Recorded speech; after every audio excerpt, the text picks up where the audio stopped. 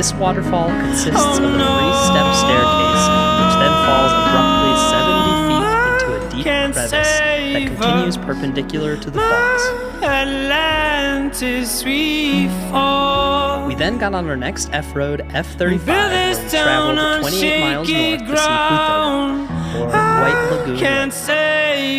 The next day, we started the day with High Foss, the 4th highest waterfall in Iceland. Unfortunately, this is the day when we started to get hit with some heavy, foggy, and rainy weather that would last a few days, and High Foss was almost completely invisible from the lookout point.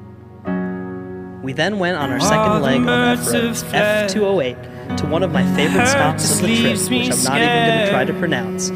It's called the Valley of Tears, which is almost completely invisible from the road, but as you walk up to the canyon ledge, you're greeted with a spectacular view of a bright teal river flowing through a winding valley lined with waterfalls.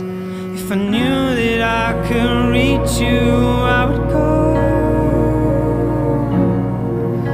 It's in my heart and in my head. You never take back the things you said. So high above, I feel it coming down. And she said, in my heart and in my head, tell me why this has to. We continue on F208 past these famous red craters to Plágur, a deep blue crater lake formed by a volcanic eruption that occurred in the year 871, reportedly just a few years before Iceland's first settlers arrived.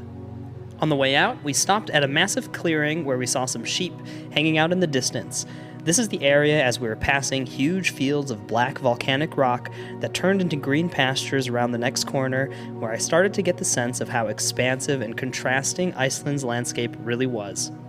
We arrived in Landmannalaugar, a popular camping area with colorful mountains, lava fields, hot springs, and numerous hiking opportunities. This raised mass of rock overlooks Reynisfjara, the black sand beach with basalt rock columns, and also has a lighthouse perched on the rocks nearby. There's a parking lot right next to the lighthouse, but we opted to park at the lower end near the beach and hike our way up. It was extremely foggy here during our visit, but it added a nice, spooky ambiance to the hike. We even saw a couple taking some wedding photos there. Fathrakljóvir, or Feather River Canyon, was our next destination on the Ring Road, which features steep walls and a winding river running through the canyon. Here, you can hike along the edge of the canyon until you reach an overlook positioned opposite a waterfall feeding into the river.